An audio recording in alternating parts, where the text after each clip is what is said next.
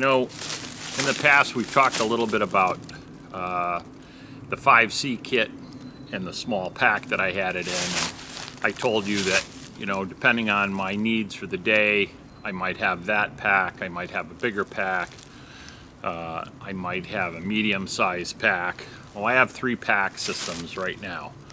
One is the 5C pack, which we talked about earlier. We had a video about that earlier, about it's sort of a minimalist approach for survival, incorporating all the 5Cs in it.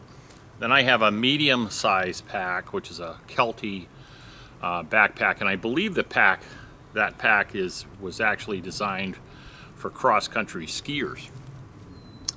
And finally, I have a ILBE, United States Marine Corps Improved Load Bearing Equipment pack, Generation 2, with the Marpat camouflage, that I'd like to talk to you about it today, because quite frankly, I've had it and worn it for several months now, and I'm just really not sure if I like it or not.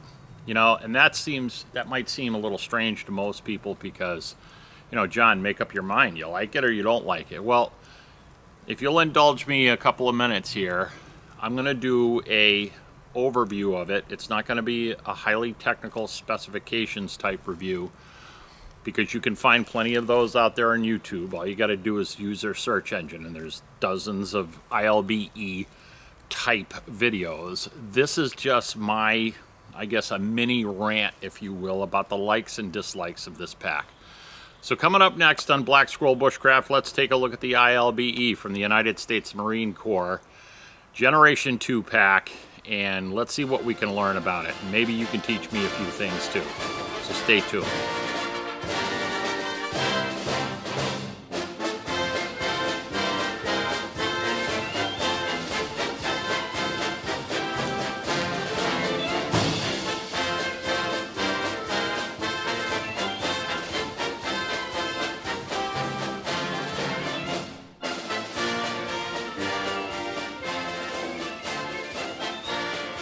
Okay, first off, this is the ILBE, which stands for Improved Load Bearing Equipment, pack, United States Marine Corps issue, Generation 2.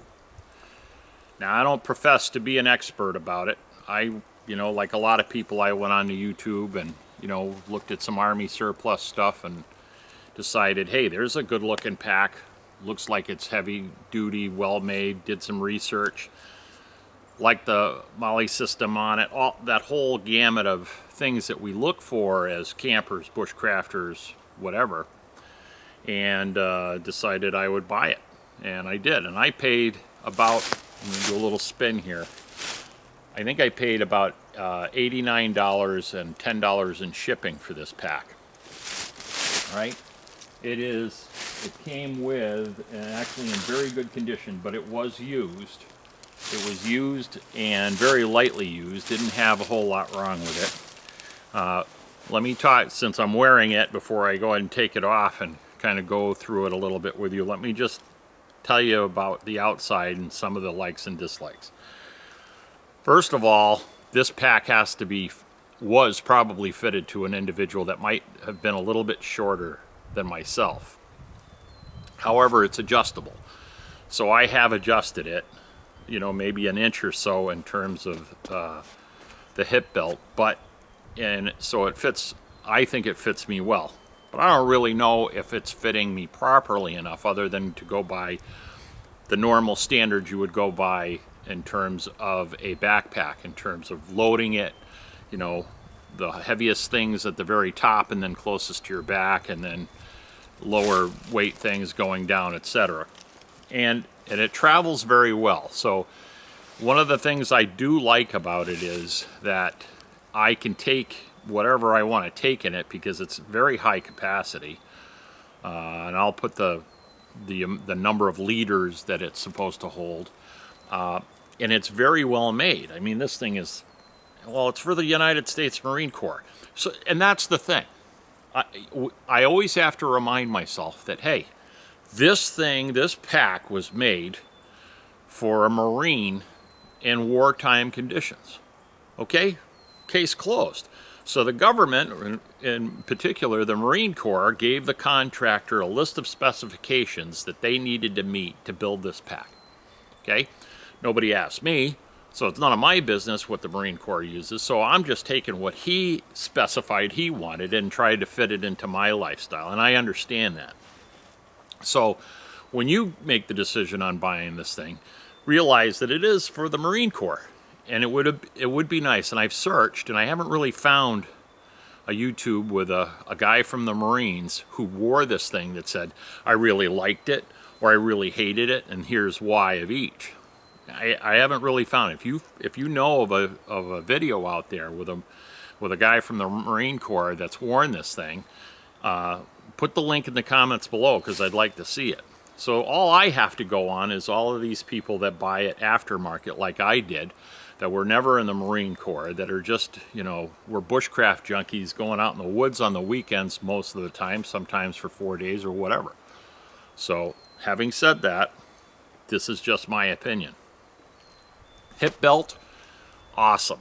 I mean, this thing is thick, it's padded. It really does what a hip belt is supposed to do, and that is it puts, you know, when it's adjusted properly, it puts all the weight of that pack right here at the top of your hips and keeps it off your back. So all you're doing basically with your shoulder straps is you're pulling that pack to your back. You're not carrying the back on your shoulders. Sternum buckle seems to be a little high for me. I don't know. Could be because, you know, I'm a little overweight, a lot overweight. But whatever the case may be, it seems a little high. But having all of this here, it's still pretty comfortable. Now, I typically will carry 20 to 25 pounds worth of stuff, or the whole thing weighs about 20 to 25 pounds, or a little above that. Very rarely 28 pounds, all told. So take that into consideration as well. All right, so sternum buckle, it's nice. I like the quick disconnects here. If I had to drop the pack in a hurry, I just flick these and everything comes apart. You just have to make sure your sternum belt or buckle strap is disconnected first, otherwise it'll hang on your neck. But as you can kind of see, if I can get this out, now this will fall away from my back a little bit because the straps aren't here, but as you can see, this thing is right on my hip now. Okay, so it does take quite a bit of weight off my back. All right. So I'm gonna move the camera over so you can see the rest of this on the ground. To start things off on a positive note, I really do like the MOLLE system on here. I mean, it's pretty extensive, so if you've got things you want to attach to the outside of it, you can even get an assault pack, an accessory packs for the side. You can really take the already high capacity on this thing and really bump it up. I mean, you can carry a whole lot of weight with it. I'm going to put the exact number here in the video, but I'm going to say it's 150 pounds, 120 pounds. And those guys can carry that stuff all day long in this pack. But, you know, it's heavy duty. It's made of the Cordura. It's not water repellent, although I'm sure it wouldn't take too much to spray it down a little bit and make it so. But it's not water resistant, I should say.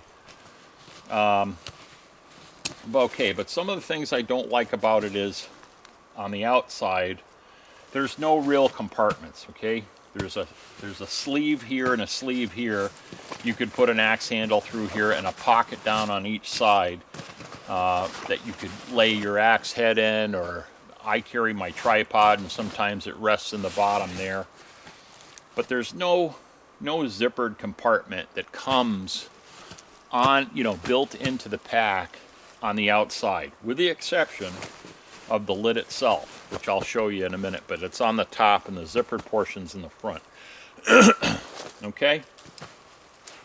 MOLLE system, great, you know, lots of places to hang things, attach things, but no compartments. Like I said, I'm not going to go over what each of these things represents. Not like this roll of material here is for a cover, etc. But this is just more of an overview of what I like and what I don't like about this. Like I said, you can Google this to death and find, you know, people that will give you all the specifications on the pack. This is my point of view of it. So the inside of it, you know, we're going to just break it down, open the lids. The lid opens from the front or the back because it buckles from the front and the back. Then there's a strap that goes over the top, drawstring with a toggle on it to unlock it, and out comes all your stuff. Now, just like on the outside of the pack, there's absolutely no compartments on the inside of the pack. It's all just it's just a giant cavity from the top all the way to the bottom. Now, the only exception to that is that there is a partition, a cloth bulkhead, if you will, that is situated about 2/3 of the way down, and I suspect, I don't know if you can see that or not, 2/3 of the way down, which separates the top and the bottom, and it probably compartmentalizes the bottom for a sleep system of some kind. Because on the side, as whether you know or you don't know, there are zippers to access the lower compartment or the upper compartment. So if you had a fully loaded pack here and needed to get at one item, instead of digging through it, here's a way to get through the mess without having to spill everything out to find what you wanted. The other thing that I like about any place there is a zipper is, you know, they made these great handles, looks like vacuum tubing, rubber tubing of some kind, maybe fuel hose, whatever, that they put on every single zipper. So if you've got gloves or it's cold, your hands aren't working as well, they're easy to grab and open. They weigh a lot though, so that's a consideration. All right, so there's no internal compartments, pockets, anything inside there. Now, if you watch any of Dave Canterbury's movies, he actually reviewed this and went through it and loved it because of the fact it didn't have any type of compartments or places to put smaller items. He likes a very open pack. He knows where all of his things are at all times and he can reach in and grab them. Well, that's great. It probably works better for him than it does for me, because maybe he has a different, you know, train of thought in terms of organization inside his pack. To me, I kind of like a few compartments. You know, I don't want 100 compartments, but I want a few. But there again, it was made for the Marine Corps. It wasn't made for me. They have a different mission. I'm basically ranting so you know kind of what to expect. All right? Now, as far as the amount of weight it carries, you know, I probably carry between 25 and 28 pounds on a regular basis. But then I carry water, and I carry some clothes. I carry some camera equipment is usually in here. So, you know, it could be just about anything that's in here on any given time. One of the problems I have with this pack, though, is, and this is, I guess I'll have to rethread that toggle. Anyway, it's real TV, folks. What can I tell you? Broke a toggle. Didn't really break it. I'll just have to rethread it later. Is the lid. I have a problem with the lid. Okay, so I need your help here. All right, the lid is attached, like I said, in front by 2 adjustable buckles. But if there's nothing on top of the pack other than what's in it, okay, these front adjustments are all the way tightened up as far as they can go. okay? Tightened right up. And the only way this lid stays where it's supposed to stay, I'll show you. Let me just show you. I'll buckle it up. Okay, you take the back buckles, and buckle it down. Make sure I got the right buckles. Okay, the buckles, and it fits great in the back. Okay, can you see that? It fits great in the back here. Okay, comes down, nice big lip. Right, but in the front of it, all it's supposed to do, and look, it's even popped over this one. It's just supposed to catch on these, the front of these internal bars. That's what keeps it from sliding back, which it doesn't do very well. And you know, that's kind of I'm a little aggravated. It's like driving around with a partially open door in your car. You know, you wouldn't want that. No, I don't like this either. I mean, if it's made to be closed, it should be closed. So now you got to pull it up on top of there, you know, and it never stays that way. I'll hike for 3 or 4 hours, and you know, invariably it slides back. So I don't like that. And the one, you know, zippered compartment that's on the outside of this pack, which is on the lid, I can't use because when I put stuff in here, okay, it just aggravates the problem. So, you know, I don't know if I'm doing something wrong, or maybe I should start carrying either a pad or something on top so it has, I can tighten it down more or have more of an angle on the front of it in terms of tightening it down and then pulling it over the top of that item. I don't know. I need your help on that. And if you look over on the internet, whether it's a PDF file or a Word file or a YouTube video, there's a lot of reviews on this, but there really doesn't seem to be a whole lot of information on there on the actual use of it. I know the military, and I know that there's probably some manual out there that shows, you know, maybe a little bit more about how to configure the lid properly, or a Marine Corps, you know, guy that, geez, you know, maybe he's used it and he likes it or hates it or whatever, knows how to use it, whatever. I just haven't been able to seem to find it. So anyway, that's my rant for today. If you have any comments, suggestions, or just hated the video, whatever, you know, please leave the comments below. You know, I'll always keep an open mind to feedback. But until next time, stay safe, keep your pack light, and we'll see you next time. Take care. Bye-bye.